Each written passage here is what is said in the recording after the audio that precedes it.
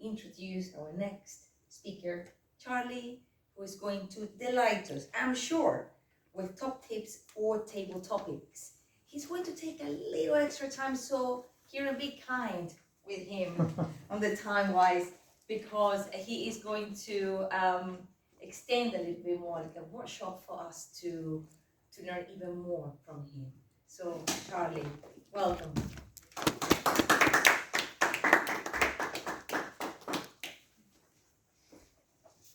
I'd like to take us on a bit of a journey, if that's not a cliche, on table topics. From existential panic to confident commitment. Now, table topics is the thing. It's the thing that people say stuff about in Toastmasters. Some Toastmasters say, this is the fun bit of the evening. Some people say, this is the thing I love. Some people say, this is the thing I hate. Some people say, this is the thing that makes the biggest difference when I'm out there. Whatever it is, we can get better at it. Now, in this room are a number of really good table topic speakers, people who have got flow, people who have got energy, people who have won at clubs and at areas and have got involved. So I'm definitely not the only voice in this. I'm interested in having us be really, really good impromptu speakers for this room, but for all of those other rooms you find yourself in. And there's probably a slightly peculiar thing about table topics in Toastmasters meeting as opposed to impromptu speaking at a job interview or at a meeting or in the school classroom, something like that. So what I'm going to share with you is some thoughts, some structures and a few tips. The first thing I want to say is the skills that we use for public speaking, I'm going to suggest they're probably doubly important for topics as they are for our speeches. Mainly because we give our skills away too quickly. We're a bit nervous, so we speak a bit too quickly and we mumble our words rather than going slowly and gracefully and pace and pause and all that. We probably give away around our nerves, so our hand gestures might get a bit clunky and a bit fiddly. And mostly it's that existential panic, isn't it? Because we haven't got a planned speech. We're just up here, people are looking at us like this and we're, oh God, what do I say? So, the first thing, my favourite tip is just slow down. Slow down when you walk to the stage. Slow down when you're asked a question, whether it's in topics or in a meeting. Say something. That's a good question. I've been thinking about that for a while. Buy yourself some time. Line yourself up. And never give away that existential panic. Never say, well, I'm not really sure what I'm going to say. I'm a bit, never do that thing. Never tell people what's inside your head. Just for those 2 minutes. Keep them to yourself. So that's a first thing for settling. The second thing then is to structure your topic. Now, the expectation when you go in for a competition or when someone evaluates your table topic is that you will have some sort of structure. There will be a beginning and a middle and an end. And I don't know how aware you are of that. We just sort of get up here and wing it, don't we? So I'm going to share 3 different structures with you. They're all quite straightforward, and I will send out a little sheet afterwards so you don't have to scribble down and take notes. The first structure, who here has got children, anything between, well, I know you did because I met yesterday at a park, between let's say 9 and 16, who's got kids of that sort of age, right? They will all know this structure. It's called the P structure. Point, explanation, example, P-E-E.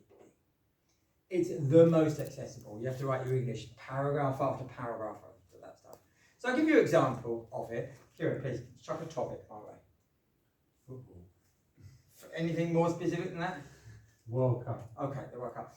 Okay, so I have a 100% commitment to not watch the World Cup, to not find out any results of the World Cup, to snarl at people who drive around with those flags in their cars, and generally to be disdainful. Why am I doing that? Am I grinchy? Am I curmudgeonly? Possibly a bit. I just don't like football. All my happy childhood memories are of the cricket. And all my sad childhood memories are of remembering sitting through those long match of the day type of moments. So I don't want to go back. Did you see that? 1 point. Point straight up, explanation and a few examples. So that, I think that's a structure that we can get hold of quite quickly. Another one. This is a slightly elaborated structure, and it's known as the prep structure. It, again, starts with a point. So you make your point early. The R, P-R-E-P, the R is your reason. The E then is your elaboration, your explanation. And then the P comes back and closes the point. So the idea is that there is a nice opening and a closing of it. Vincent, do you want to just chuck a topic my way? Wearing socks with sandals. There is a great debate in the Wachowski household as to whether anyone should pay any attention to what I say about fashion at all. The reason for that is because very, very occasionally I do quite well. But most of the time I really, really don't do very well. I make the faux pas. I make the classic errors. And the example that Clinton has so slightly traumatically put in front of me is that, yes, I have worn socks with sandals. And not just once, not just as an occasional moment, but probably quite consistently, and probably through most autumns. And when I was 40, I was bothered. I've reached 60. I don't care. I really don't care. People can say what they like. So, socks with sandals, the reason that I'm wearing flip-flops is I can't get a sock on. That seems to be the reason. So can you see that structure? Yeah. Point, reason, explanation. There are other structures available, and you can work out your own. You know, these are not complex things, but have a little microstructure. Maybe a structure that doesn't start with a point. You know, you can have a structure that starts with a slope, but work out a real simple 2, 3, 4 point little mini structure. Most important bit, the opening. Right? The opening really hooks people. And I think we all know good openings, don't we? We all know start with a little mini story, give an example, give a quote, paint a visual picture. I had a great one the other day. The guy who won the national champion last year, Chris Billington, he said to me, in fact he sent me a video which I'll share on, he said he's been teaching impromptu speaking for years, and he said this is the structure that he teaches people, and he said it almost never fails. I will do it, and then I will explain what the structure is. So Andy, just chuck a topic at me, and I'm just going to do the opening little bit there. The colour orange. There are lots of people who will say and who will argue vehemently that no word in the dictionary rhymes with orange. But I disagree. There are definitely words that rhyme with orange. You may have to convert it to the Spanish of naranja or to the French of orange, and then the world is your oyster. So that little mini structure that I just shared is you're given a topic, and you most people just rush into the topic, but my mate Chris, he says what you do is you say, most people think A, I think B. Now, if you all do that in tonight's table topics, we might get a bit sick of it by 9:30, but it's quite a nice structure, and it's quite a neat structure, and I think it's the first time I've done that like that, I didn't find it hard to just think of it. So having something, it sort of positions you as slightly contrarian, doesn't it? Slightly against it, and it also makes people sit up. How are we doing? Is this useful? Is this helpful? Yeah. Okay. So I've got a few tips. You know that moment when, so Julie will do it tonight, she'll say, please welcome Ritesh to talk about whatever. Ritesh has got that sort of the slow march, 5, 7, 10 seconds, shakes Julie's hand, and then says something. Now that's our thinking time. The wisdom is talk about the first thing that you think about, because you haven't got time to think about the second. I don't agree with that wisdom. I think about the second thing.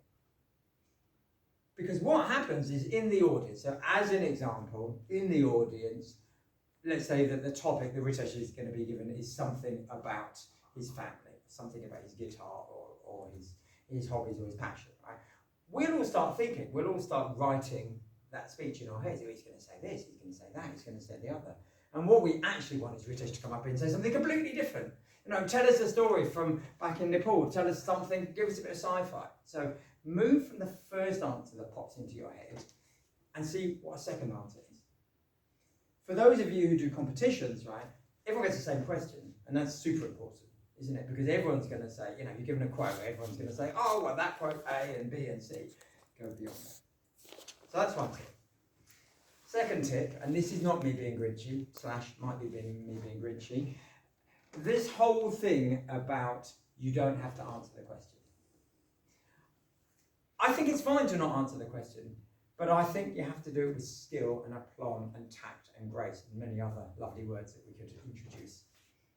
Because the idea of being, imagine doing that at work. Imagine you're at a meeting and your line manager says, I promise I won't refer to the 400,000 again. But let's say your line manager at work says, look, what we need is a really good report on the project update, what's going on. And you say, well, actually, thanks for that, but actually, I really want to talk about customer feedback, because that's so interesting.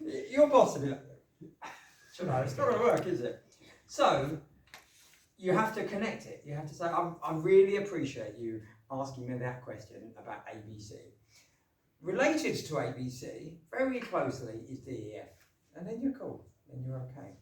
I saw someone win a competition. The topic was something to do with men. And one of the speakers said, well, we've heard enough about men, let's talk about the women. And she won, it was brilliant, it was genius. So you can do it if you make the link, that's really important. So, to recap, because one of the other things in a topic is probably we've just gushed and flown and probably gone off on a tangent or another tangent. A little recap is quite important. You're either going to leave them moved or you're going to leave them informed, or you might leave them confused. So bringing a little close is really important. So my close for all of that, I've given you lots of information, but actually there's two things we're trying to achieve by giving a good impromptu speech or talk. One, we are trying to engage someone logically. We're trying to engage someone with interesting, rich information that they can really think about and they can really ponder over. Two, we're trying to engage them on the emotional side, either with excitement or amusement or something up, or sadness and something moving, something down. Logos, logic, pathos, emotion.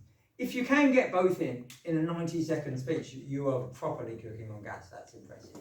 But you might want to concentrate on one then the other. If you can get to both, it'll be a wonderful thing. Folks, be inspired by all the topic speakers you see around you, here in this club and in other clubs, and know how well you can develop and know how well you can enjoy this, because I think becoming really good at impromptu speaking is the game changer. Thank you.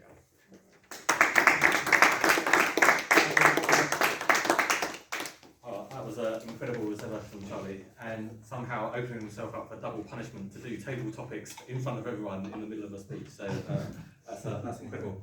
So just a minute's feedback for Charlie.